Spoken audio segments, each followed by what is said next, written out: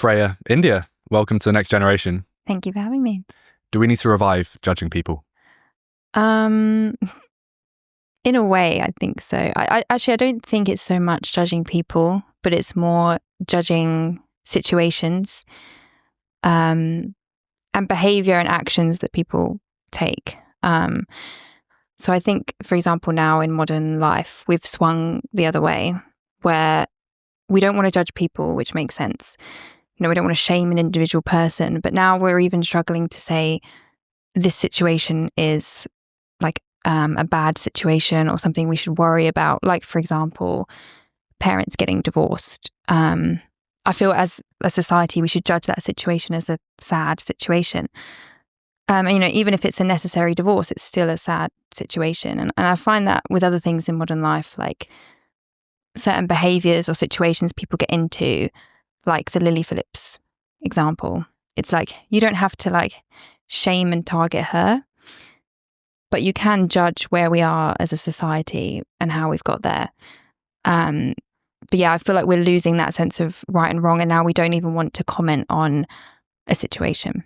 Why do you think we've lost that judgment? Is it that people are trying to be kind and they don't want to upset their friends? Is it that they're trying to virtue signal to fit in with the group? What is it that's made us lose this judgment of people? I think a lot of the time young people want to be compassionate. And I think there are a lot of, for example, young women who are empathetic and they've got good hearts and they want to think and do the right things. But now our version of compassion is like always celebrate what anyone's doing and kind of affirm everything they say. And so, for example, if you're in a situation like you're someone like Lily Phillips, who's got herself into a dangerous situation, a situation that a lot of people would look on as quite tragic. If her friends and her family aren't getting involved to judge that situation, that's not compassionate. I think compassion requires a lot of saying no and a lot of saying you're heading in the wrong direction. And I think we've lost that now, and we think that's too harsh and unfair. You speak about risk aversion a lot, and I think that definitely plays into it. I see it all the time with friends who I love dearly, but they won't necessarily tell me something that I'm doing, even if it's wrong, because they want to avoid the conflict. And in my eyes, what real love is, and being caring towards someone, is being willing to have those tough conversations, whereas it seems to me like it's just gone out the window, and people would rather let their friends sit at a table with a bogey hanging out their nose rather than tell them it's there. That's the level it's gotten to. Yeah, I think that's a big problem with female friendship that I found, is that women in particular are really fearful of telling their friend that they're making a bad decision. So a lot of the time it's been like male figures in my life who've said, are you sure about this, or are you happy, or this kind of thing. Whereas I've had a lot of female friends who have been there for me, but there for me when I actually needed them to like get in my way or say to me, maybe this isn't the best situation for you. But I think we've actually taught young girls that the compassionate way to be is non-judgmental and is to be nice. So they're just like, they think of the situation, they're like, how do I behave in the right way here? And it's like, I'll be nice and affirm everything my friend is saying. But it's like, she could be in like a toxic relationship and she needs you to step in. So I think it's a big problem, especially for women. Do you think it's always been this way, or is this a new phenomenon? I think it's always been this way, but I think social media has made it worse, because social media has made morality like something you post online or signal. So it's not really something we think through as much anymore. It's like, I'm just going to do the thing that looks nice. And the thing that looks nice is often just saying, yeah, you go for it. Whatever makes you happy, you do you. And I think we've kind of reduced morality to something you share online. And then once you do that, it doesn't become something that for each situation you need to sit back and think about that specific person and that specific scenario. It just becomes, what would sound good if I did this now. We always assume that social media is this platform that we go on and it's separate to our normal lives, but it's being used so much that now it is people's lives, and we no longer are able to step away from it and judge things for what they actually are in person. And I see this all the time. Social media is this abstract concept, and I see it with myself, even taking photos of places that I've been to, and I think that it's an accurate representation of that place, of that experience. Yeah. And then I go back there and I'm like, this is completely different to what I thought I had such a good grip on is the reality of things. Completely different. And it's the same with morality. The more detached you get from it, the more abstract the concept is of doing something, the harder it is to truly understand it. And I completely agree. I think people are prioritizing looking good rather than doing good. And the incentives are all there to do that. Yeah. And then if you post the right things or kind of act morally online, then you will probably get validation from other people that you're a good person and you're doing the right thing. And you can get into a scenario where you're judging yourself, whether you're a good person, only on what you do online and what you've shared and what you've taken part in or said online and signaled, and actually not looking at your own life. And I think there's a lot of young people who, care about all these issues online and they care about humanity, but they don't know their neighbors or they don't help out their family when their family needs it. So I actually think the more you kind of signal online about your morality, you get in a dangerous position where it's like you kind of forget how much you're actually acting that out in your real life. Because as you said, it just blurs into one. And I think the most moral things you can do are boring, and you couldn't even put them in a pithy aphorism for someone to see and understand. It's just the little seconds that add up every day, every week, every month, every year. But instead of that, we're prioritizing these macro, easily quantifiable things like posting a story, an infographic on Instagram, and that makes you a justice warrior. Yeah, well, there's so many people that are like, oh my God, you didn't post about this political event that happened, or you didn't like post a black square or whatever. But like in their day-to-day life, things like, a parent needs their help, they're not interested, or they're in a relationship where they need to sacrifice something, they don't want to do it. I think this is something we all fall prey to. It's just like when you're moral online, it gets immediate gratification like everything else. Whereas, as you said, the things that are actually moral in real life, they just go unnoticed. Like they are by definition something you can't display. What do you think to movements like the body positivity movement? Do you think these are all symptoms of what we've been discussing? Yeah, I think some of that is probably a backlash to things that I've spoken about before, which is impossible beauty standards online. So I think this kind of avatar ideal that young women are seeing now, I can totally understand the sentiment of thinking, actually, I want to see a real body. Like, I don't actually think it's all nonsense. I think if I see someone online who does have a more realistic body or more realistic face, they're not using filters or whatever, it is reassuring because you're just inundated with all of this kind of artificial stuff all the time. But I think where it goes too far is when it becomes like you can't care about how you look.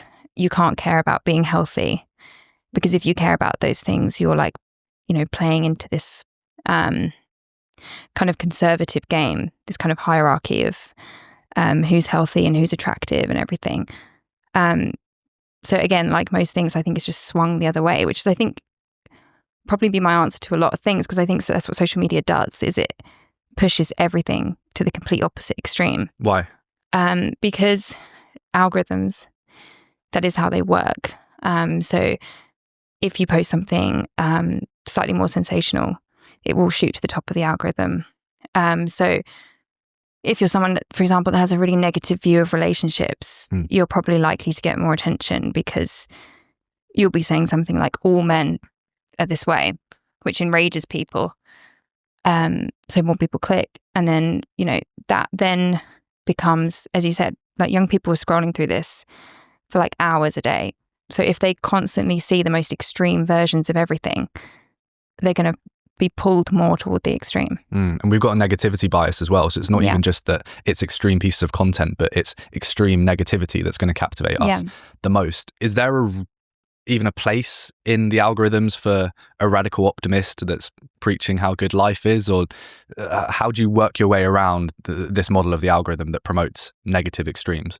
Yeah, it's really hard. Well, I find it with myself as well. Like, I don't even read positive stuff online because I get bored. It's like I kind of enjoy hearing the gloomy side of things. And I think that's probably true for a lot of people. And I found it, with my writing as well, it's like there's something a lot more gripping about the dark side of things and where things are going wrong and what we can fix. So I think that's just part of the human condition. But I think the way to solve it is not necessarily people getting more optimistic and positive online. It's like you can read stuff online, but then you have to have a limit and you have to go off into real life. Like, if you're constantly reading stuff about how relationships are doomed and men and women can't love each other and everyone's unfaithful, if you have a vulnerability to that, you already think that. It's not just going to be a self-fulfilling prophecy. It's going to be software engineering behind it. So at some point you have to cut yourself off from it and say, I'm already insecure about this. I can't have an algorithm feed it to me 3 hours a day. So are there no other ways you think that we could cut down on it online other than just stepping away from the online world? Or do we just have to sort of give up on the online space and get away from it? I'm a bit more cynical. Like I see a lot of young people talking about like digital literacy and like educating yourself to kind of hack the algorithm in a good way. But I think of like, if you're a very anxious, like 14-year-old girl, it's kind of impossible to override the algorithm because your brain is already negative. It's already insecure. You are going to hover over things that make you feel worse because that's just what we do. And yeah, I think for young, vulnerable people like that, the only answer is to get off. I think some platforms are better than others. But if you're insecure about something, any kind of platform can turn it on you. The other day when I got sick, my algorithm immediately served me that Diary of a CEO thumbnail that was like, if you get sick, there's a 620% chance he'll leave you or something. And it's that kind of thing. It's like, I've looked at relationship stuff online and, for work and personally, and my phone probably knew I was sick as well. And it's like, that's how targeted it is. And I think there's just billions of dollars behind it. It's kind of impossible to say, these are these 3 tips to like overcome it. It's so powerful. The other thing that feeds into it as well is this event bias. Nothing is looking at things long term because it's harder to do. And all of these big movers that stack up over time, they're little droplets of water that collect. Whereas saying that there was a stabbing in this country and there was a bomb in this country, that's what's going to be most effective for marketing. And that's what I struggle with, is that I don't like the short-sightedness we have as a generation, and we don't look at trends. Like the fact that in the last 200 years, world poverty, extreme poverty, has gone from 80% to 8%. That's fantastic. In the last 40 years, it's reduced by 37%. So there are all these different amazing signs of us going in the right direction as a civilization, yet we're caught up subjectively thinking we're living in the worst times ever when we're living in objectively the best times ever. I feel like you can have that with your life as well. Like you can have, for example, so many examples in your life of good men who are doing good things for you all the time. Like for me, like my granddad, my dad, like I have role models through childhood who've been good. But you can still be going on TikTok and be served like, he did this, like 5 signs he'll cheat on you, like why you can't trust him, all these red flags. And it's like, you can actually forget about what you're seeing with your own eyes and think, oh, okay, all men are like this. And then you start trying to fit the men in your life or whatever into that schema that you've built up from social media. And it's like, this is why I think it's really hard to just limit yourself. I think it's so corrosive because it's, especially if you're young, that's forming your view potentially of relationships forever. Yeah, it reminds me of the Texas Sharpshooter fallacy. Have you heard of this? No. So, a logical error that occurs when people focus on data that supports their conclusions while ignoring contradicting data is also known as the clustering illusion. People ignore differences in data, they overemphasize similarities, and they draw conclusions based on this skewed data. The idea with the Texas Sharpshooter fallacy is that it's a guy that's at a shooting range, he's missing the target, and he's got all these bullets, so he just goes and draws a new one around the bullets that missed the initial target. Yeah, that's definitely it. It's I always think of it as like, if you're, you know how Jordan Peterson says, whatever you aim at is what you see. If you're like an insecure person, the world will present you with so many examples of why you should be insecure. And so many, every look you get, every comment you receive, everything you don't get invited to is like really prominent in your sight. And I think social media is doing that. It's like looking at where you're putting your attention, even if it's for like a microsecond, and then it's building that world. Like what we're scrolling through is effectively our inner world with all of its insecurities and vulnerabilities, but now it's like a physical thing that we can see. So yeah, I think if you already have like a blind spot or a vulnerability, it will just magnify it until it's unmanageable. You work closely with Jonathan Haidt, and he's just released his new book, The Anxious Generation. And in that, he prescribes that all under 16s should not have any access to internet-connected devices. Would you agree with that? Yeah. I mean, if it was my child, it would be even later, I think. Okay. Well, I just think of me at 16, I was still so vulnerable and insecure and anxious. So yeah, I fully agree with that, but I think that's the limit we can set while understanding, you know, this is pervasive, it's everywhere. It's quite hard to cut a child off or a teenager off. But I think if we can get people to stay off of social media platforms until, you know, 18, I think would be where I would put it at the earliest, because I think, again, that period of life is so vulnerable and insecure anyway. And that's what these platforms are going after. And also, I feel like that's the stage of life where you do form your schema for the world. So usually we'll have beliefs that go back to like when we were 15 and something kind of really visceral happened. And then you can be 25 and you can finally start to kind of rationalize yourself out of it. But at that age, it's like everything that happens to you kind of becomes how you see the world. Do you not think that stance is one of a Luddite that's opposed to all this new technology? Yeah. And it's actually a bit restrictive, because I look at my own life and I completely agree with you and Jonathan on almost everything you say. Yeah. But what I've been able to achieve so far, everything I've done, the career I've built up, being able to move away from home age 18, everything, it's because of social media. It's because of being able to look at actually good role models. When I've grown up, like 50% of the UK do almost, with divorced parents, I've been able to seek out good male role models online that have guided me to understand myself more, be more of a moral person and really question things. Without social media and YouTube and the rest of it, there is no doubt I would not be in the position that I'm in today, age 19. Yeah. I think you are quite exceptional in a couple of ways. I think there are a lot of people who've found huge benefit from social media. Me as well. You know, I've discovered all of these like authors and writers that I found inspiring, and I've been able to write on Substack where I can talk to people who, you know, in my life I've not met similar-minded people. But it's more, I think there's a difference between, it's kind of the person I'm thinking about in my head, and who I'm thinking about in my head is like maybe me at 18, who was very affected by my parents' divorce and very anxious about relationships in the world. And I feel I'm now having to unlearn some of the stuff I learned online.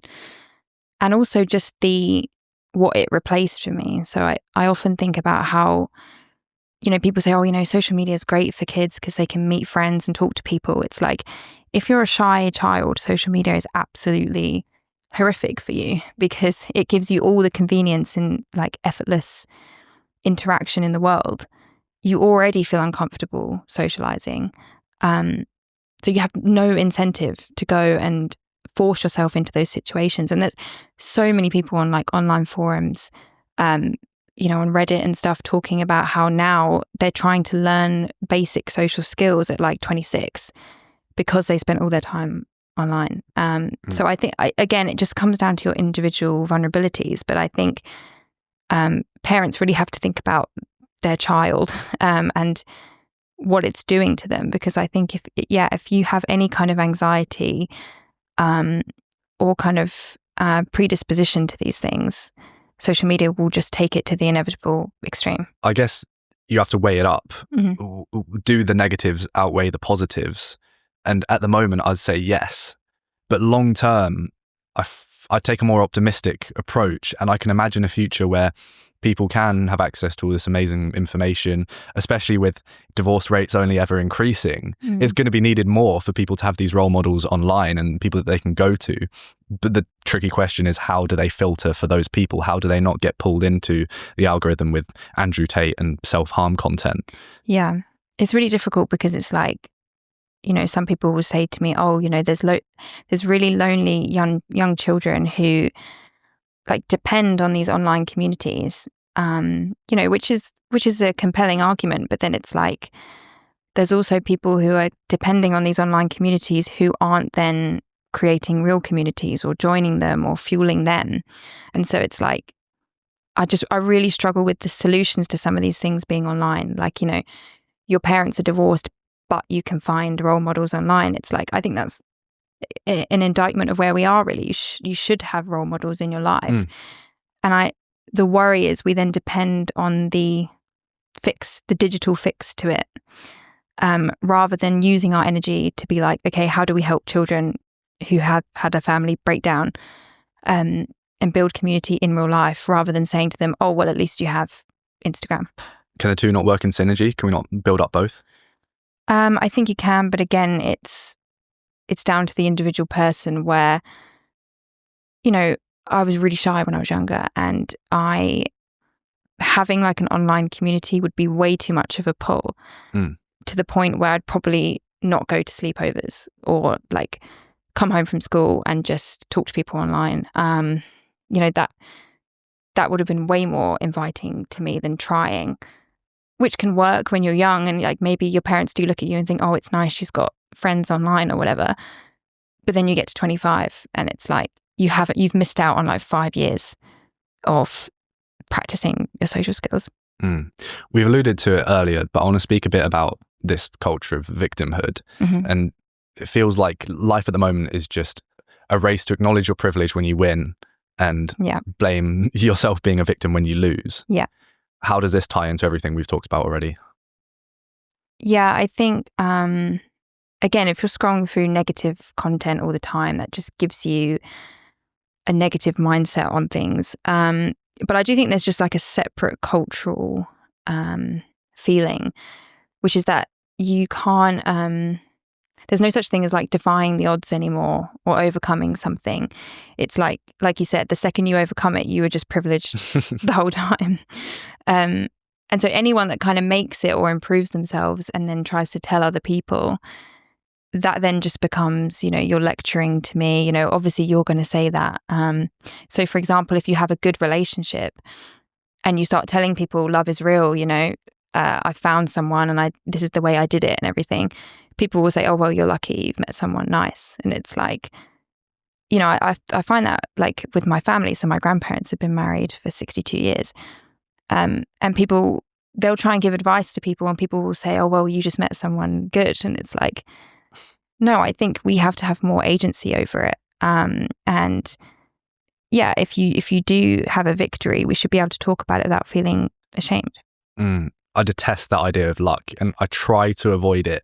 Even when I say to my friends, good luck, I find myself dragging back and going, do well, because they don't need luck. They've worked their asses off to do whatever they're doing. Yeah. And in my eyes, luck 99% of the time is when preparation meets opportunity. That's it. And I think that's a healthy way to live. I see it with the people that are doing well that I meet. They look at luck that way. And the people that look at luck the opposite way as something that just happens to you, life is happening to you rather than you happening to life. Yeah. They're not doing as well. And it's something that Ruby Lola on my podcast spoke to me about. She said this great quote by Alex Hormozy that power follows the blame finger. Yeah. And I think that is one of the most profound quotes that Gen Zers can incorporate into their lives because it's true. Who do you want to give the power to? If you blame yourself, then it means that your only limiting factor is you and you're in control of that. Or do you want to blame all these external factors? I'm a girl, I'm a black, young, disabled woman with ADHD and depression. Which one's going to make you live a better life?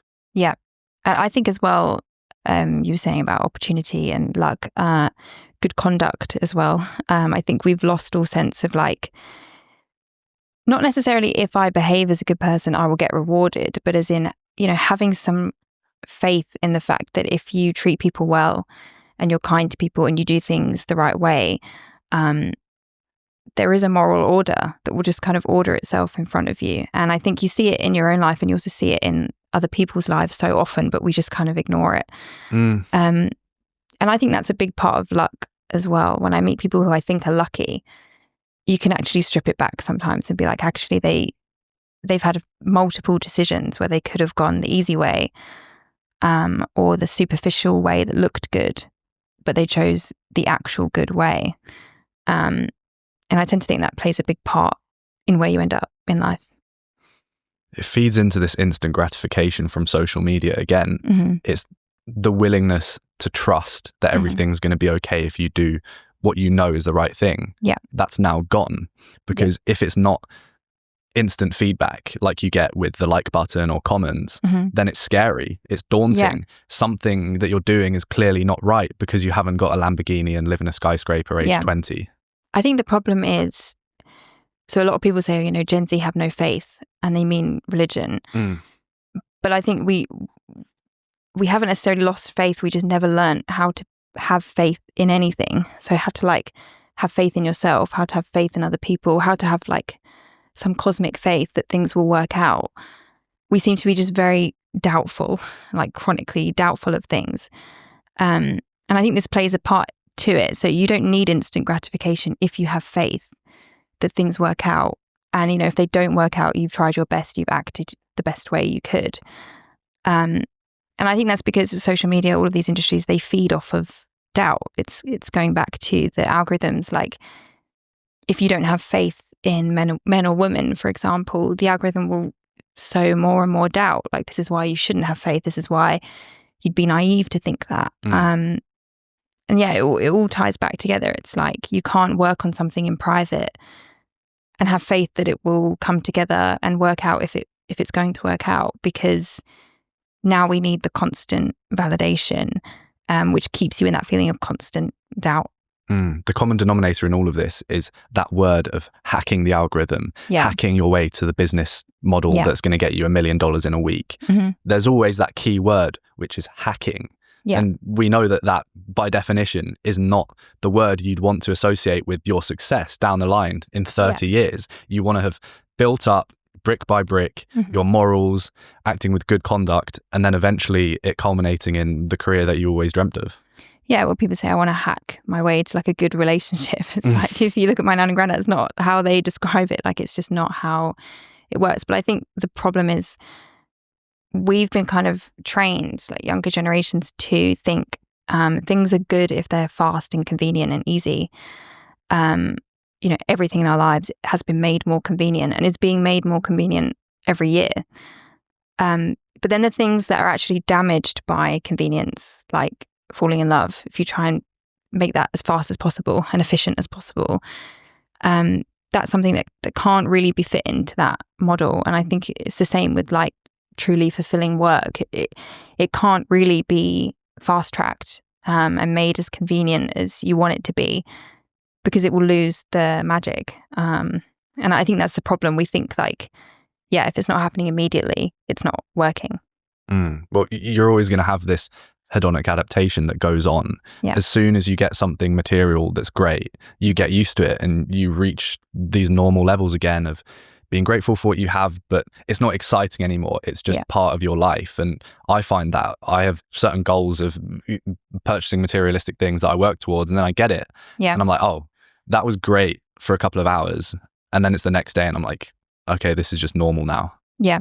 I think a big problem for young people is they think that something is only right if it's like extremely personally satisfying all the time. So it's like, if you have a lull in your relationship, you're in the wrong relationship.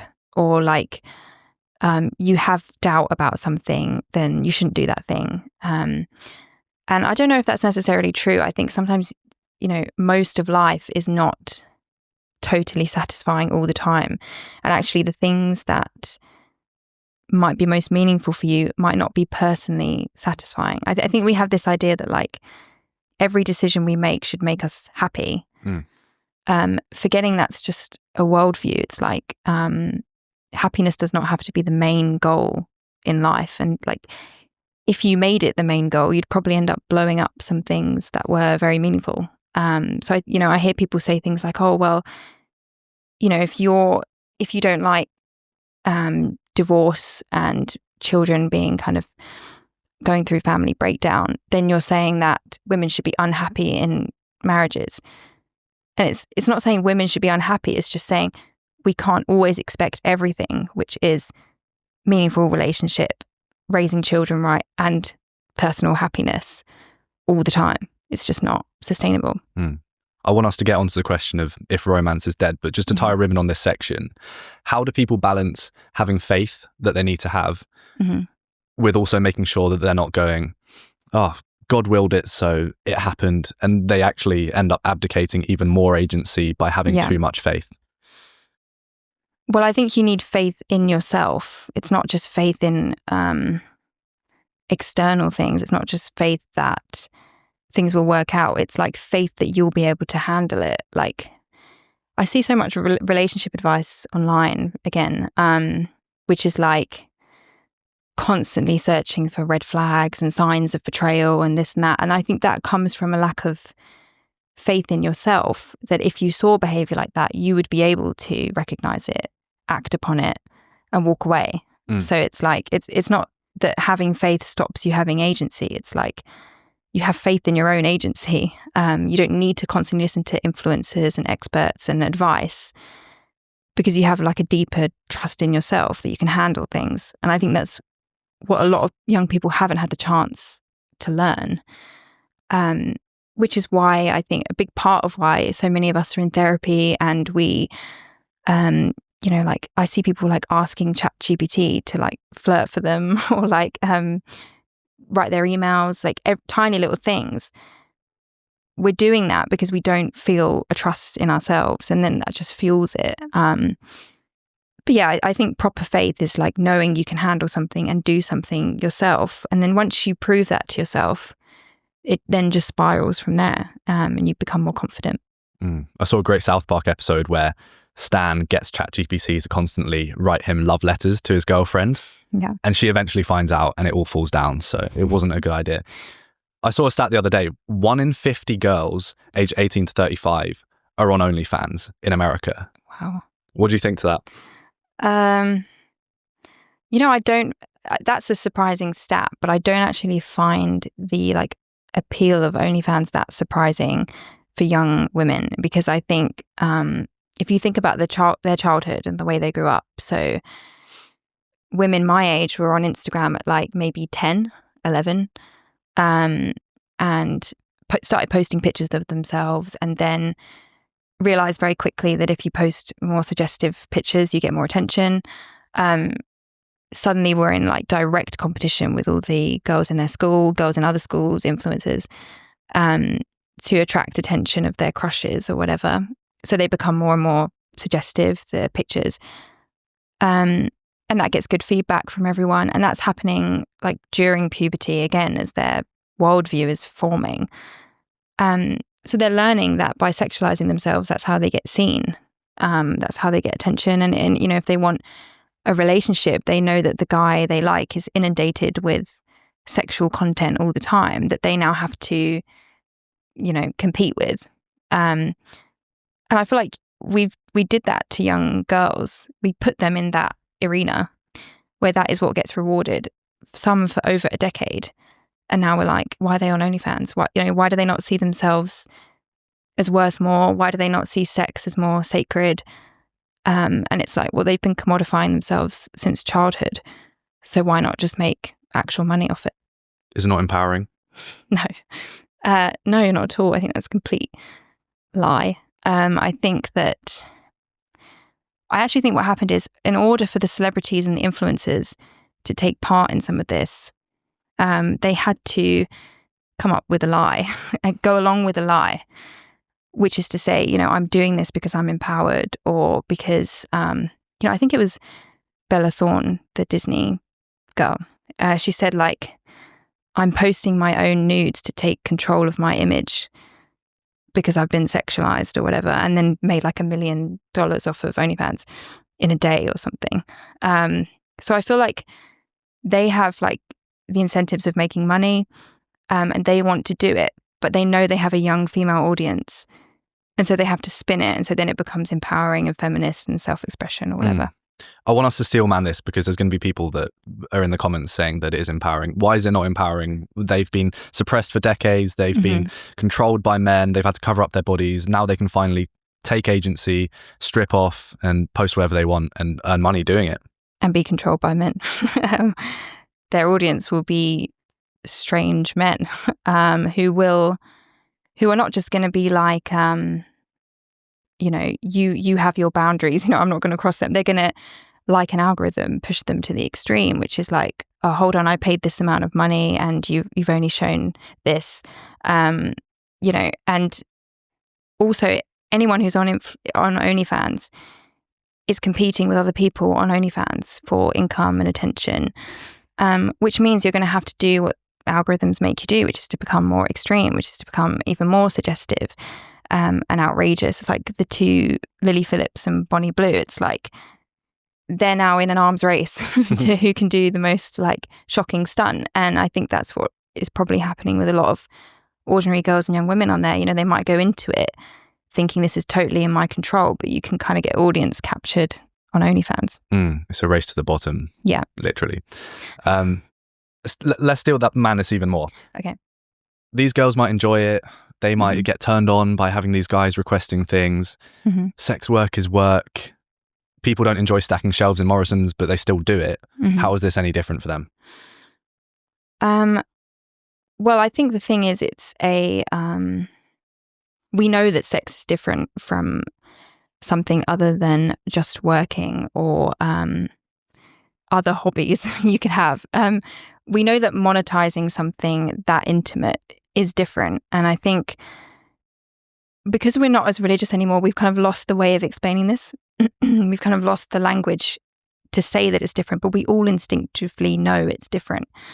You know, if you meet a young woman and she lists off, oh, you know, in my spare time, I sell my work or I commodify my writing or this or whatever, you just nod along and you're interested. But if she says, oh, I also, you know, am a cam girl, it's not stigma. It's like a deep instinct, which is like, hold on, you're worth more than this. And you think that that's something you can sell. It's the same as if you were selling a baby or, you know, these parents who make their children influencers, like, you know, you can say, oh, you know, the child enjoys it, they're having fun or whatever. And it's like, no, there are just things that transcend the human condition that we all feel to be wrong. And I think you can see it at the end of that Lily Phillips video where she's emotional and she does not have the language, because I feel like she's been deprived of the words to say what's just happened to her, what she's feeling. So she's just like getting upset. And then later on she says something like, I was just worried about the men having a good time. But it's really hard to believe because she looks utterly like heartbroken at the end of it. And I think anyone who's human can feel that that's a human thing that we can't even really explain, but we know that she's kind of, I don't know, like treated something that's far more sacred in a way that deeply offends us. Do you think Lily Phillips and Bonnie Blue, they're symptoms of all of the problems that we're experiencing, or are they causes of them? I think both. I think they're like 25, and it's like, again, can we really blame them after the world they've grown up in? I mean, these young women have probably never heard anyone say ever, you're worth more than this. They've probably never, again, it goes back to the beginning, like their female friends have probably said, you look great, you're doing great. I think their parents are supportive, or at least Lily Phillips's mum is like her manager or something. Yeah, she has her parents on her payroll. Yeah, so no one's objecting in her life, and she's not growing up in a culture where we have any kind of real shame around these things. You know, we hold all of that back and just try and be non-judgmental. So where is she going to have got this wisdom from? So yeah, I feel really sorry for them, and I think, but then it becomes, a cycle. Then other young girls see that. They see, OnlyFans influencers posting everything they've earned, these like luxury lifestyles, and the cycle just goes on and on. So it takes, some brave people to say, actually, I judge this situation and I don't think this is good for you. And to step in and actually say something. You've got this commodification of sex going on. You've got more girls getting onto OnlyFans and way more boys watching. Mm-hmm. But amongst all of this, 30% of teenagers surveyed by the CDC in 2021 said they had ever had sex, down from 54% 2 decades prior. Yeah. So you've got all of this unfolding, but people are having less sex, less intimate connection than ever. What's going on with that? Yeah, I think that's a big part. There's a lot of reasons for that, but I think a big part of it is screens and everything, again, being convenient and easy online. So a generation who grew up watching online porn are not going to have the same drive to go out and even approach someone, let alone it leading to something. And I also think, young people are grown up inundated with sexual stuff all the time.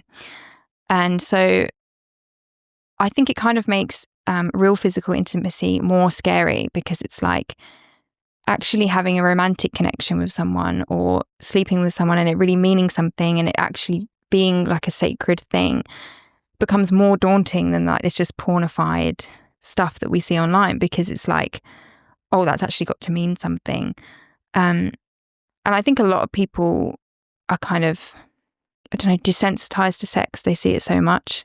It's lost that, I really want to meet someone, and maybe it eventually leads to that. Now it's become the first thing we see. It's everywhere.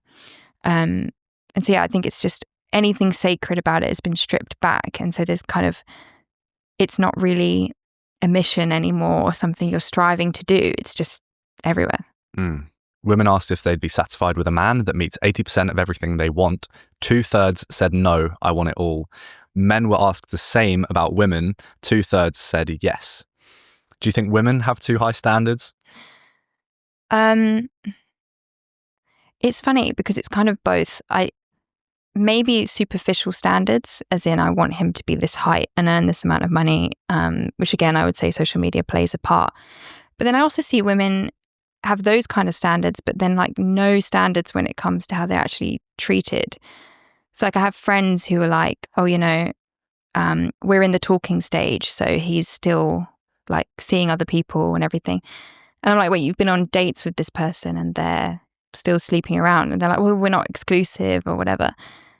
But they'll be really picky about the specific kind of superficial attributes. But I feel like then young women have been convinced that to actually have standards that matter would be needy or insecure. So if you were to say, I don't actually want you to watch porn behind my back, I don't want you to, talk to 3 other people while we're getting to know each other, people will be like, you're so controlling and insecure, what's wrong with you? So I feel like it's kind of both. We have like both unrealistic expectations and then no expectations at all. Such a good flip, that flip from too high expectations to too low. And it's so true. Everything's so much more prevalent in terms of hookup culture and situationships. And it's something I speak about a lot on my channel. But also just on a personal level, I'm always looking to have a long-term relationship because I see the benefits to that. But it's just so hard to actually find someone that wants to commit to anything long-term and that works and that's ambitious at this age. So what do you think is the value in having a long-term relationship at a young age? Do you think people should be striving for that? Should they take it when it comes? Does it not really matter? A situationship's sometimes good so that you can at least experience sort of being with someone? I actually think it's really hard to be a good person and, let's say, the best version of you alone or in a situationship or in something that doesn't demand much of you. So I think if you're young and you're just dating around and kind of disposing of people when it doesn't work out, or you're maybe staying in something that's not meaningful, but it's giving you attention, it's like there's benefits to that short term. But we're also obsessed with like self-optimization and everything. A massive optimization hack is to be in a relationship young where there are demands on you and you have to quickly learn how to be selfless and how to sacrifice. And, I don't think it's good for example, young men to go through their 20s being hyper productive, never having any distractions, being totally ambitious and succeeding. But then when they find a wife, she's really annoying and she's like an obstacle to their like perfect routine. And children are like demanding of them, and they've not learned in their 20s, oh, that's just life, compromising, sacrificing, this is just it. So I think to learn that skill when you're young is actually really valuable. And I think people are now getting into a long-term relationship in, say, like their late 20s. Then it's coming with all the things that love and relationships come with, which is a lot of obstacles and challenges. And they're thinking, I'm with the wrong person. Oh my God, I'm now 35 and I'm with the wrong person. But if you've been in relationships young, you've kind of learned that along the way. Like, this is just part of it. Yeah. I'm not speaking here in an abstract sense. I'm speaking from my own experience. Mm-hmm. The tricky thing is that if you're ambitious and you want to do big things that you think are going to have an impact on the world and all these amazing different things, you're going to be scared that if you commit too early on in your formative years to a girl that doesn't quite align with your mission that you're on, or whatever you want to say, it's all going to go pear-shaped and you're going to throw away all the potential that you had. How do you deal with that? How do you go about finding a partner that makes you a better person rather than someone that sort of drags you down? So is this in the sense of they drag you down by not being as ambitious? I think so. By not being emotionally supportive to what you want to do, and every time you're going out the house to go to the gym or go to a conference or go to a talk, they're asking, why are you not staying in bed? Why are you not staying at home keeping me company? I think there's obviously different people, different compatibility with different people. So if you're a super ambitious person, maybe don't commit to someone who's very much a homebody, who doesn't want that and finds that threatening. But again, I do think if you want to be super successful and ambitious, a good hack to that is having someone who does ground you now and then. Because I think I see sometimes people who are very ambitious and single. And I think in that situation, you can sometimes end up like taking loads of different opportunities that maybe you shouldn't, losing yourself a little bit. And it's very helpful to have someone to say, this was not you 5 years ago, or you're becoming way more arrogant, or, someone who actually sees you and knew you before. And especially if you have big goals of being ambitious, I would think you'd want someone there who was with you from the start, because no one is guaranteed constant success, or doesn't matter how ambitious you are. Things happen in life. You might wake up one day and be very ill and need to be taken care of. And I think having someone in your life who was there from the start and is not with you for your success takes some of that stress off. Because if you're with someone who's only with you because you're this huge podcast guy, and then you can't do the podcast or something happens, you now have the stress of losing your career, and the person you're with is not as happy with you. Whereas if you've had someone the whole way that, maybe now and again you had to turn some things down, or you had to stay at home with them, you're playing the long game of life, not just the success game. I'm trying. Hopefully it comes. Inshallah. 42% of marriages in the UK end in divorce. This must play into it too. We don't have role models as Gen Z of what to actually aspire to when our parents were all splitting up, and these marriages that, our parents got past the point of situationships and they actually committed to each other. They went through all that effort, and then it ends in disaster a lot of the time. That can't help. Yeah. I think I was actually talking about this the other day, is that I think another part of this problem is our parents, especially if you have divorced parents, are kind of scarred by their attempts at a long-term relationship. And very often, sometimes mistakenly and like unconsciously, but passing it down to their children, the fear and maybe the suspicion around the opposite sex, or the distrust. Because I was saying, I have a lot of friends who, they commit to someone and their parents are like concerned they're like, oh, but you're only 25 or whatever. And it's the parent who's like, oh, I had this horrible marriage that went wrong and I'm so scared my child's going to do the same thing. And that worries me because I think that just feeds into the cycle. And a lot of children are growing up internalizing the fears of their parents.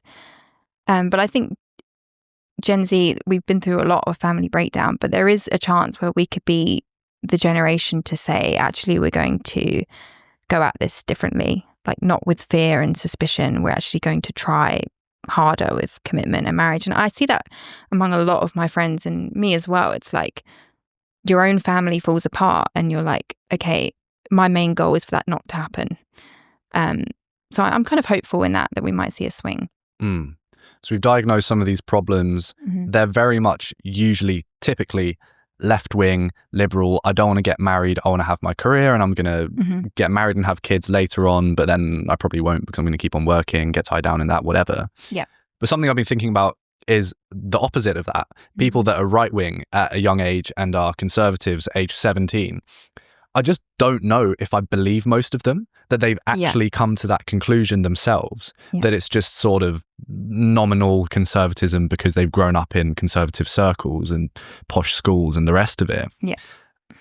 I think a lot of young conservatives, they're using the label of conservatism as a cope for them also being risk averse in the other direction. Oh, yeah. I think it's very easy to say to yourself, oh, you know, I'm waiting for a more meaningful relationship. That's why I'm not dating or putting myself out there. Or I don't go out to these parties or events because I'm more conservative and reserved. And, you know, I've fallen into that before where I've been like, I'm not going because I'm, you know, reserved. And it's like, actually, I'm just quite shy and introverted and should probably go.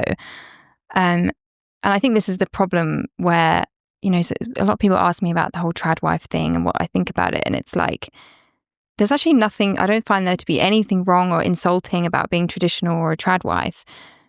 But what is weird is when it becomes like a costume and its own like personal brand where someone's whole identity becomes being a TikTok trad wife. And then it becomes like, it's a business as well. And it becomes, they're like selling merchandise and then that they're like categorized as that. I think that's the same as kind of what you're saying. It's like, there's nothing wrong with young people being conservative and there's nothing wrong with young people being more liberal, but it's like when it becomes a costume that you're playing, and again, an excuse for maybe your own shortcomings, you then say, this is the lifestyle I want, rather than maybe I'm a bit fearful of this. I definitely think that happens. And I think it happens more because of social media, because we're incentivized to now categorize ourselves. So if you're a little bit shy, you can say, actually, I have a social anxiety disorder, or actually I'm conservative and modest and that's why I don't do these things. It's like the anxiety horseshoe. You've got actual anxiety on one side and then you go all the way around and it's, I'm a conservative age 16 wearing my tweed jacket. So speaking of anxiety, I want to get on to overdiagnosis, anxiety, depression, ADHD. It's so prevalent in our generation. And I would say I know more people that say they've got some form of mental illness than don't. In the US, antidepressants usage has surged by nearly 65% in the past 15 years, with women twice as likely to take them as men. In the UK, antidepressant prescriptions for children aged from 5 to 12 increased by more than 40% between 2015 and 2021. What's going on? I think a big part of it is, again, we've lost the language of just normal suffering, normal human experiences, where young people are now convinced that, you know, like the normal state of life is being happy and satisfied. So you do have people who are really struggling, who you know, are self-harming and starving themselves, and you can't deny that they're, you know, having real emotional pain. But a massive part of it is this belief that if there's something wrong with you, if you're insecure about something, it's a disorder that needs remedying. So, for example, what I was saying before about young women maybe thinking they're needy or insecure for wanting monogamy, they then become anxiously attached, or they become autistic. There's something wrong with them that they so desperately want to depend on someone. And I think that happens with so many things that young people struggle with. It's like, again, your shyness is not because you're a 13-year-old that's grown up on screens. It's because you have a specific disorder that needs lifelong treatment. And so, yeah, I think, again, it all feeds each other. It's like, I think what young people are experiencing is often real emotional pain, but it's pain from not practicing resilience and not having face-to-face interaction and all these things. And it's real and it feels real to them. So when they say, no, this is actually a social anxiety disorder, what they're saying is this shyness is so painful you would not believe. But they're saying that because they haven't practiced eye contact with people. They haven't had a community. They're not bumping into their neighbours. But now they're incentivized to say, oh no, this pain is so bad, it must be a disorder. Again, it's that willingness to put a label on everything. And I think that gives people a lot of comfort. People have that fear of the unknown. And it's much nicer to have an explanation, even if it's self-deprecating. It at least gives you a crutch. It at least gives you something to blame when things don't go your way. You can be cynical. And my friend Felice Basball talks about this. There are all these studies that come out. University students are more likely to be depressed and anxious than any other age group in the population. And it's like, yeah, of course they are. They're going away from home for the first time. They don't know what they're going to do with their lives. They don't know what friends they're going to meet, what career path they're going to take, if they're going to be able to afford a house, if they're going to be able to have kids one day. Nothing is certain. Of course, you're going to have the symptoms of someone with anxiety. And it's the same with a hormonal 12-year-old girl. She's going through so many changes in her life.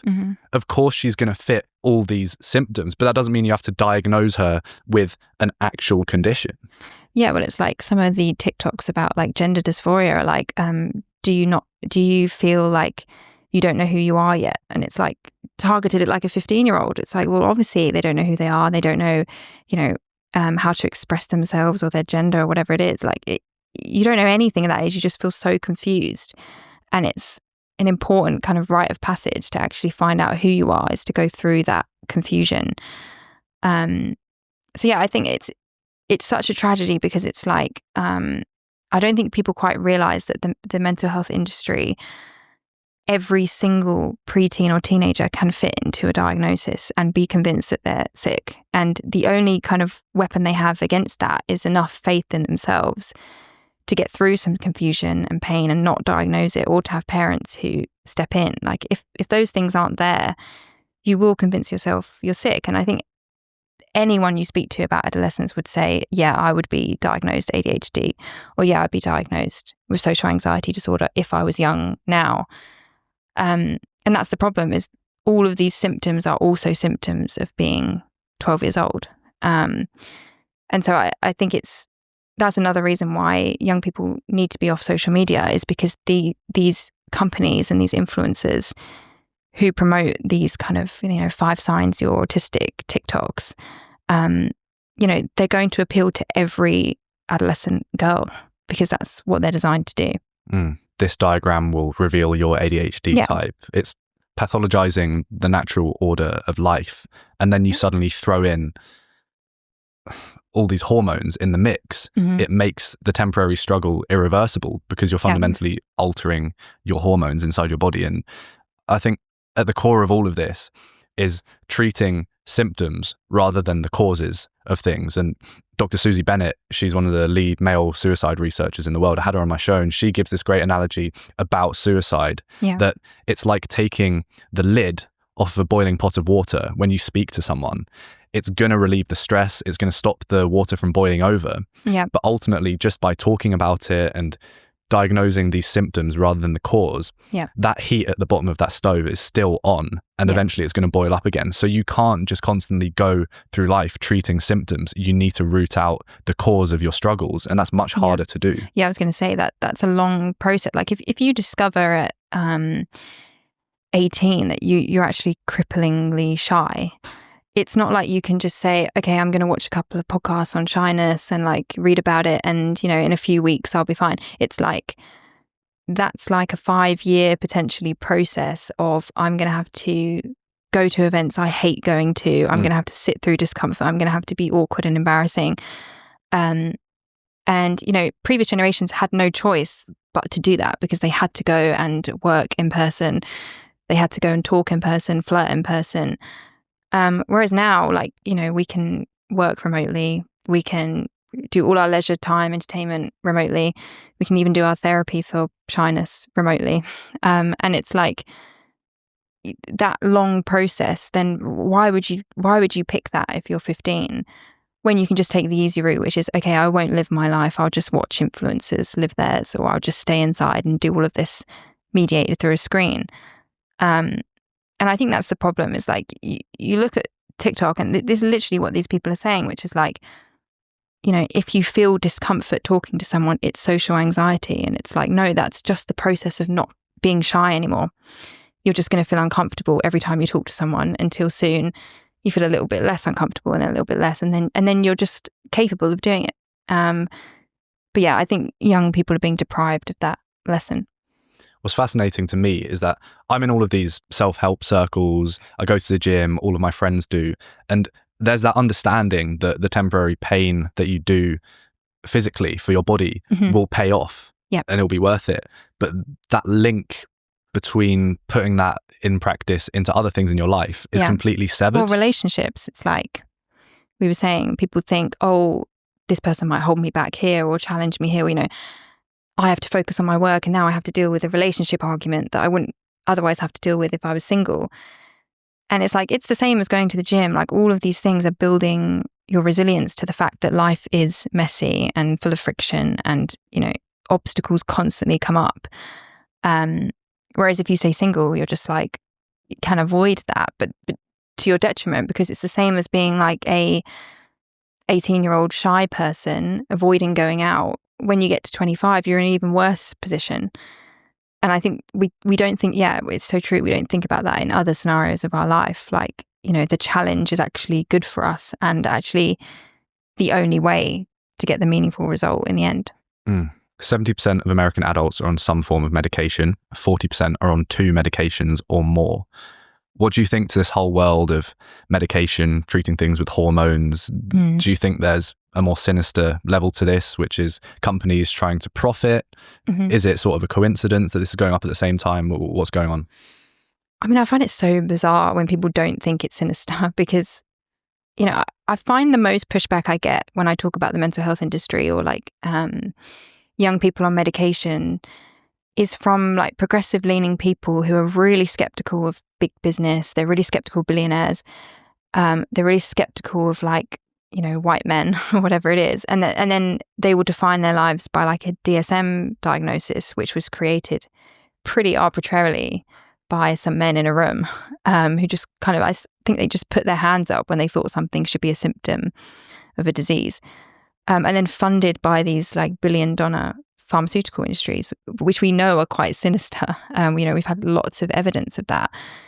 So I find it bizarre that, like, it's become now almost right-leaning thing to think that, oh, these companies might be sinister. And I also find it strange that, like, you know, I look online at some of these things and they're so patronizing toward women, especially. Like, there's that company Hers, you know, the medication company. They're like so they say they sell self-care products, which is like hair gummies, skincare products, and also psychiatric drugs. So they sell like mental health medication. But they'll say things like, oh, you know, if you pay £99, we'll help you deal with like daily stresses. And this is targeted toward women. And it's so patronizing to read it, because it's like, you think we can't handle like daily anxieties. And I find it really strange that this is not more of like a feminist argument, which is like, the mental health industry is literally treating women like children. You know, they have a Hims website as well, which sells like hair vitamins and like erectile dysfunction pills. But the women's website is like all about mental health and getting through the day. And like, you really need help with, like, it says things like exams and breakup stress. Like, why not try this medication? And it's like, why are we children that can't cope and we need to be medicalized? So yeah, I find it like extremely sinister and strange that more people don't. Susie Bennett also talks about how we're well adapted to a sick society. Yeah. And I think that rings so true. And you speak about how you used to watch influencers that would talk about their mental health, and it was initially quite positive. It was quite an open approach to things. And then it went down track and it went too far. At what point do you think it started going downhill? You speak about the algorithm, the conveyor belt of the algorithm. How does that feed into things? Yeah, I think it was a really gradual process. Like, I remember watching Zoella in like 2013. Big fan. I've got both her books. Yeah, so she did a video where she opened up about having anxiety, and it was like a really dramatic video. And at the end, she was like, you know, this is not like my usual stuff. You're going to be shocked and everything. And then she just has anxiety. You know, now we're scrolling through people who are talking about their anxiety every 5 seconds. But it was like a huge thing. And I remember like being kind of transfixed by it. Like, oh, there's like a really attractive, you know, successful young woman who's having panic attacks and overthinking everything. And it was like reassuring and relatable. But there weren't algorithms back then to the extent there are now. And you couldn't monetize what she was doing at the time to the same degree. Whereas now influencers are competing with each other all the time. And so it's like, with everything, if it's like beauty content, Zoella would do like these makeup tutorials that were like back to school kind of wholesome videos. And now girls can watch like come get a BBL with me vlog. Because these influencers, they're not just competing for your attention, they're like competing against the other influencers in their industry, which means they have to keep upping what they're talking about, make it more extreme and try and earn more revenue off it. Then they're getting sponsored by companies, maybe by even the lip filler company in a vlog when they're going to get their lips done. So they need to show lip fillers as just being like part of a normal beauty routine. So for women my generation, it's just happened very gradually, but then we look back and it's like, how the hell did we get to this position? So yeah, I think that's the way I look at most of this stuff. It's like at one point it was normal, and you know, opening up was a good thing. It was healthy, but now we have like young people who feel there's something wrong with them if they're not opening up, like they are stunted or they've got it's like a trauma symptom that they can't talk about their emotions and they're holding back. And now we've just completely lost the language for privacy and being reserved and not wanting to share those things. Like now it's become almost a duty to open up, whereas before it was just kind of more sincere, kind of reassuring conversation about anxiety. Whereas now it's like, I need to talk about my anxiety because I am sponsored by BetterHelp and I need to segue into it, and I should probably make it sound worse than it is. There's just too many bad incentives. Well, that brings us on to our advert. This episode is sponsored by BetterHelp. The suicide rate has been increasing as well. It fits into this whole trend. The algorithms come along and feeds go on Instagram from just your friends and likes, but no algorithm to personalized for you. Yeah. How does this fit into a bigger narrative of the way we live our lives and being scared to live? Do you think that we're sort of scared to live life to the fullest and we're pandering towards all these materialistic things that we see on our timelines? Or do you think that we're terrified of death and that's why we're pandering to all these materialistic things, because we want to live our hedonistic life and there's no life after death, so we might as well just go out with a bang? Yeah, I think there's more nihilism to it. I think it's more like, as we were saying at the beginning, like if there's no right and wrong, why not? You know, what does it matter if you don't have faith in, you know, people talk about young people not having faith in God and they say, well, you know, science now, you know, obviously you're not going to have faith in a man in the sky, but it's like, that also means they don't have faith in good, like good and bad. Like, if you're growing up where you believe in nothing, then you're like hedonistic lifestyle where you just live for the present. There's kind of no argument against it because you're like, well, you know, if it's making me happy right now, then what the hell? And I think that plays a big part in young people, not just because they're young, but because they haven't grown up with a feeling that life is a more longer term game where you are going to have to delay things and you are going to have more faith in things. and in yourself that, things like raising a family or having children, getting married, you need to be thinking in terms of the future. But if you think, there's no right way to live life, there's no meaning in these things, my worldview is orientated around my happiness, then, what would be the point of trying? I can't quite put my finger on it, because I think we're scared of living. Mm-hmm. We're scared of living life because then you can fail if you truly put effort into things that you care about. Yeah. But then at the same time, I don't know if we're more detached from death or not. There's this great Benedictine teaching that I learned from a monk I just interviewed, and he speaks about keeping death before your eyes daily. Mm-hmm. And I think that's super important, just having that awareness that you are going to die one day, because it puts on this urgency to everything you do. And it's great, but then at the same time, I don't know if that would make things worse if our generation was more aware of death, because then they'd be even more hedonistic if they don't have that belief that there is a true morality that you can live for, or an afterlife that you should be preparing for. Well, when I think of thinking about death, it makes me want to do more meaningful things, because, for example, if you're reminded by someone, you could suddenly wake up and have a brain tumor and you've not got long to live. If someone reminds you of that, you don't care about your success anymore. You care about whether you have a meaningful relationship, someone who's going to be at your bedside, someone who's going to comfort you through that, and actual memories to look back on rather than Instagram moments or Twitter followers.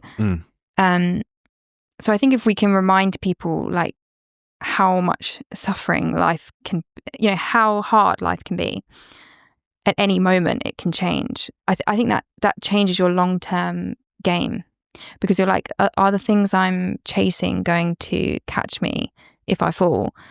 And are they going to be the things that I'm glad to have built up to this point? Whereas if it's all you've been chasing is fame and followers, and something happens to your career and it blows up in one day, or you get sick and you can't work anymore, it's I think the regret will be, I didn't, have things around me that are more lasting and sustaining. So yeah, I think we are scared of death in that sense, and we don't think about it enough in that sense. What do you see as the future for Gen Z? I think it's going to be really split. I think there are going to be young people who are going to become even more socially anxious. I think they're going to have no faith in themselves, because they're now going to have AI to do everything, which is not only to, write for them and work for them, but to literally make decisions for them, think for them. If they are not sure about a relationship, they'll ask AI to objectively tell them. If they're in an argument, they'll get AI to solve it for them. And so I think there's going to be people who are really, really dependent on technology to a level we've not seen before. And I think those people will fall behind in many different ways. But then I think, there's another half of Gen Z that are waking up and are kind of sick of some of these things, and are looking, as we were saying, at things like their parents' divorce and thinking, no, I'm not going to let that happen to me. I'm going to do my best not to let that happen, and going the other way. So I think we might see a big divide between the two. I'm optimistic. I think that we're catching on, and I think that people are aware of more and more as the years go on. TikTok was so novel. It used to be Musical.ly and that short attention span content. It had never really been seen before in the same way. There was Vine that was 6 seconds, but it wasn't quite the same thing, because on Vine it was the prioritization of being funny, whereas on TikTok it's relatable creators that are actually staging their whole lives. So I think the novelty is wearing away, and you actually see a lot of people returning to this actually authentic content of them just setting up the camera in the car and recording a little piece to camera about their day. And I think, have you heard of Sam Sulek? Oh, is that, the guy, is he like a fitness guy? He's a gym guy, and he absolutely blew up last year on YouTube. Got millions of subscribers, bigger than anyone else on the platform, from posting just unedited vlogs every day, cuts between the clips, him in the gym, him eating, him talking, no thumbnail. And people love it because it's the opposite to all of these polished thumbnails that you see that are appealing more and more to rage bait and sort of activating your hedonic system rather than genuine, meaningful content.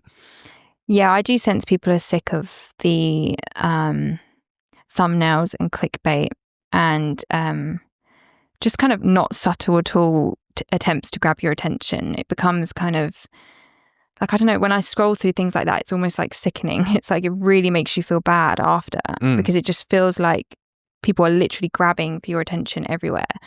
Like I find myself now, like even hearing like YouTube ads, it's so like irritating to me because it's just this constant noise and stimulation. So yeah, I do see young people getting sick of those things, but I guess I'm more cynical because I think companies will find any way to exploit those kind of age-old insecurities and anxieties. And I think, unfortunately, AI is now coming for a generation of perfect consumers who are fragile, insecure, introverted, have almost been tailor-made for these AI friendships and AI therapists and whatever else is on the way. So I just hope that people wake up before that happens. Do you think people really rely on those AI things? It seems like the talk that's about AI girlfriends, it ignores the point that there's no status involved with having a girlfriend if it's AI and it's not earned. Do you see people going more and more towards AI girlfriends, or is it a bit overblown? That's not what it's like. I don't think people are going to have AI girlfriends, but I think people will use AI to handle a relationship. So, you know, there was a tweet the other day of a woman writing her Valentine's card and she had like ChatGPT up. People saying, oh, I accidentally sent my crush like the ChatGPT prompt or something. And it's like, that's what I think is going to happen is it's not necessarily you're going out with like a cartoon AI girlfriend. It's like you are unable to flirt without checking AI if it's okay and if it's normal. You know, we now have like humans asking machines if it sounds human enough, like if it sounds normal. And I think that's what we're going to see is people like using AI for these really human things, the last bit of human things, which is like expressing love or having an argument and solving it. All of these things will just be outsourced to AI. But then I think if there's young people who are able to resist that, they'll have way more agency and be all the more powerful for it. So I think it depends just which decisions you make, which choice you take. And, you know, there's probably two different paths we can go down. What do you think to the recent pathetic attempt of banning TikTok in America? So it's not been banned? It was banned for one day. Right. I thought it was quite interesting to see that they could do it. The fact that it did happen, you know, you have this idea that they can't just do that, and they can. And it did make me think of other things like, you know, I'm not sure I necessarily agree with banning TikTok, but something like banning Pornhub, I would be totally behind. And a lot of the argument for that against that is you can't ban something like that. You can't just remove it. You can't just block access. And I think it did show that, you know, we are able to do that. And I do think there's an argument for having, as Jonathan Haidt says, age-based restrictions for young people. I don't think there's any reason why, you know, 12-year-olds should be able to just create a TikTok account and view like violent online porn before they've even spoken to the opposite sex or tried to go on a date or anything like that. I think that's, you know, we have a moral imperative to do something about that. Yeah, well, there was the Child's Online Privacy Protection Act. I think it was in 1998, and it was pretty much unaltered. And it meant that 13-year-olds could consent to having their data used and some of their rights sacrificed, as long as they said that they had parental permission. But it's just a tick box. There's no way of actually checking that. That's wild to me. Yeah. Well, it's like when we were young, Facebook, you just put in the year you were born. So you just say that you're 20, even though you're 10. It doesn't flag anything. You don't need to upload ID or anything like that. It's like, I do think age verification is very easily done. You know, the argument that the problem is the free speech debate, that that's where it becomes very complicated. But I think we should be putting our energy into thinking about how do we make this work? Because, you know, children are so tech savvy now. You can restrict them as much as you like, but they'll be able to create an account behind your back and like hide it from their home screen, or, you know, delete it and reinstall it. You know, they're a lot smarter at these things than their parents. And so we do need someone to step in and help parents in this situation. Would you back something along the lines of having to upload photo ID? I know there's some complications to that. Yeah. The free speech realm, like you said. It's difficult to say because I feel like I don't know policy well enough to just come out and say, yeah, this is exactly what we do, because I don't know the trade-offs that would happen with that. But I think Jonathan Haidt's doing the right thing, which is to change the culture. Like he genuinely is shifting public opinion to the point where maybe we don't need to do things like that. You know, I think his book in just 1 year has really woken up a lot of parents to what's going on. And I think we do need discussion about policy, but I think that needs to come first, which is the widespread kind of awakening to the fact that, again, we judge a 13-year-old being on Instagram. You know, we think that that is wrong. And I think once we get there, we can think about how, you know, we put that into practice. But we need people to first realize how bad the situation is. I just find all of the incentive structures so warped. Even the fact that you have a minimum, or you have a maximum word limit, or you used to at least, on Twitter before everything changed.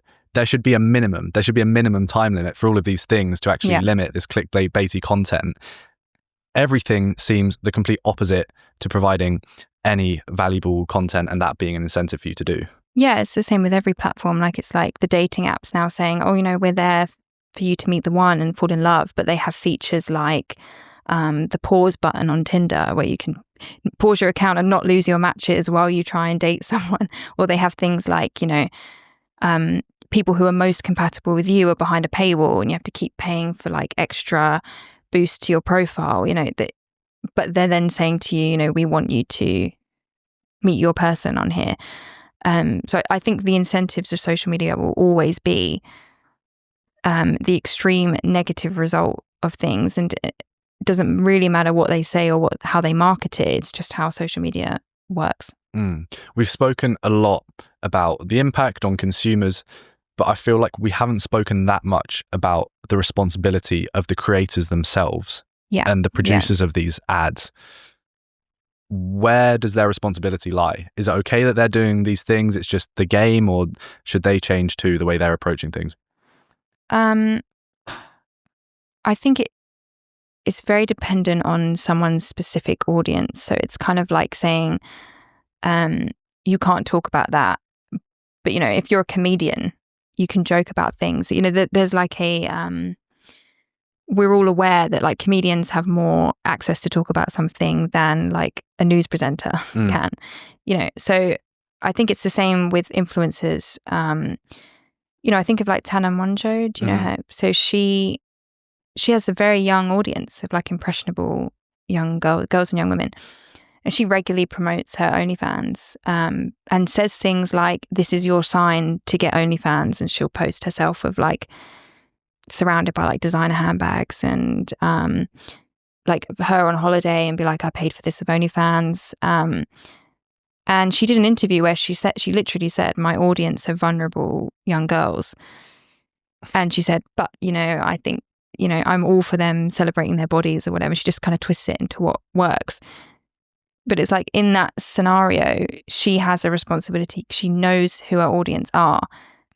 And I think she has a responsibility not to frame it as a risk-free way of making millions of dollars, which she has. And so, yeah, it's hard to say, you know, no influencers can talk about this.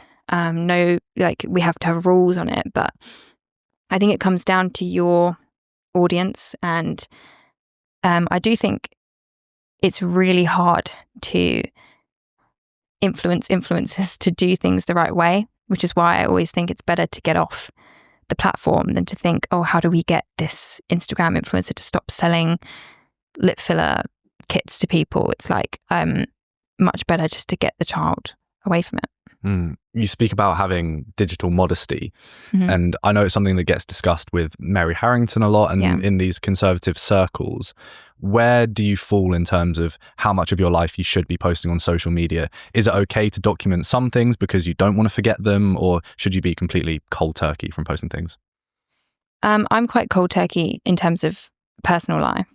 So my own limit would be no pictures of me, or no like pictures of events I've been to, or I think Mary put it well where she said nothing that doesn't serve a wider purpose of an argument. So in writing, sometimes you need to drop an anecdote in to serve your argument. You know, I'm not an expert on things. I'm talking as a young woman, so I need some anecdotes. Otherwise, you know, I'm not. That's kind of my whole thing, is I'm talking about the experience of growing up in this era. So sometimes I'll, you know, include vague kind of personal stories, but I think Mary said it, it becomes like a bargain that you play. So the more you give to the algorithm, the more that's expected of you. You know, if you build up an audience by showing them the intimate side of your life, they're going to want more and more. And then you have to update people. You know, if you tell people I'm in a relationship and that relationship ends, you now need to tell your audience that you've gone through a breakup. And then you hear influencers say things like, I feel like I owe it to you guys to tell you what's been happening. And they've ended up in that situation by gradually sharing more and more of their lives. And then people need to know what's going on, because then they'll start referring to your ex-partner and you have to correct them. So I think I'm just very careful to keep a lot of it back, because I don't want to end up having to give more and more to kind of fill everybody in and what's happening. Speaking about the Lily Phillips thing, Mary Harrington, she said, the more immediate and dopamine-laden the relation between a content creator and his or her audience, the more intense the temptation to be shaped by, to be, as it were, created as content by that audience. Yeah, I think audience capture is a huge problem, but not just for influencers and creators. I think it's happening to everyone all the time. Maybe something more like algorithm capture, where what you have portrayed yourself to be online, you're documenting it. It's on display. And then once you've done that, you're then saying to yourself, this is the type of person I am. And especially if you're young, like, then you can't move on, because you start posting about, oh, you know, I'm the shy, bookish young girl. And then you can't become a confident young woman because you're now her. And even if it's just to your friends and family, it's like, you're just telling yourself, I am this type of person. And so I think, again, it's something more sacred. It's like documenting these things kind of desecrates them as well. And the second you start saying, this is my intimate relationship, or this is who I am, it does something to it where I think it takes the magic away from it, because you're just turning yourself into content. What social media platforms are you on? I'm on Twitter, but I don't use it to kind of tweet. I use it more to share articles, and Substack as well. What would make you go back onto the more conventional social media platforms like Instagram and TikTok? Nothing. No, I can't see a scenario where I would. I mean, I'd probably benefit from doing it because I could reach young women. There's a lot of people have said to me, oh, you should be on Instagram and TikTok because, you know, you want to sell a book, you want to like promote your writing. But it's not me. And I feel like if I went on TikTok and started doing videos of my articles, people can tell when you're being insincere, I think, and not enjoying something. And I think if I start doing that, people will tell very quickly that I'm doing it to get attention and clicks and to promote stuff. And yeah, people are sick of being sold to all the time. So yeah, I don't see a scenario where I'd go back on it. And also just personally, my life is so much better without. No fundamental shifts that the platforms could make to make you get back on? No, because it's not to do with the specific platform. It's to do with putting yourself on public display and waiting judgment and saying and thinking like, you know, you've had this memory in your life and now you're like, okay, let's see how people review the memory I just had, like, you know, how they rate this really personal moment that's just happened. And even things like selfies, I find selfies to be such an uncomfortable thought, because it's like, oh, okay, I'm going to post a picture of my face and then let you tell me your rating of it. And yeah, I think sharing in that way is way more harmful than we've been led to believe. To finish, what would your one piece of advice be for a parent that's raising kids in Gen Z, Gen Alpha? What would your one piece of advice be for people actually growing up in that generation? I think you need to fill your child's life with enough that they don't feel the need to be on social media. And all of these harmful things we've spoken about, like if you have a solid group of friends, you don't feel the need to be asking for advice on like a Reddit forum. You know, if you have a really good relationship, you don't feel the need to be, you know, posting endless pictures of yourself and displaying yourself for attention. Like, I do think the problem is we frame the discussion of, you know, we need to get kids off social media, but it's like, well, then what? Like, there's no community left for a lot of these young people. Where are they going to go?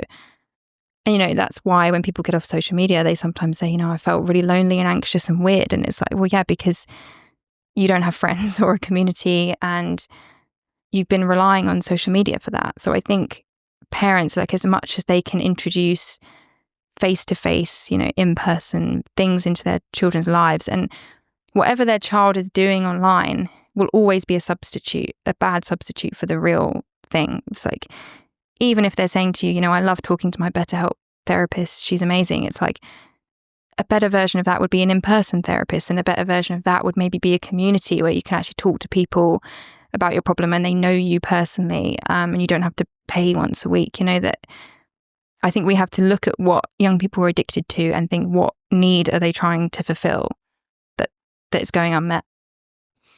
Freya, India, if I had a rocket ship that I had to send up into space before the UK got nuked, and the 3 people on there would be coming back to save the UK and rebuild it from scratch, you would be one of the people. No. I love your work. It's been fundamental to the way I think. And we met a couple of years ago at Trigonometry when you filmed your episode there. And since then, your work has just really got me thinking about social media and the issues that come along with it that I'd never even thought about. So I think this is much more of a revolutionary conversation for people watching than you may even think. So thanks for coming on. Thank you so much. Where can people find more of your work?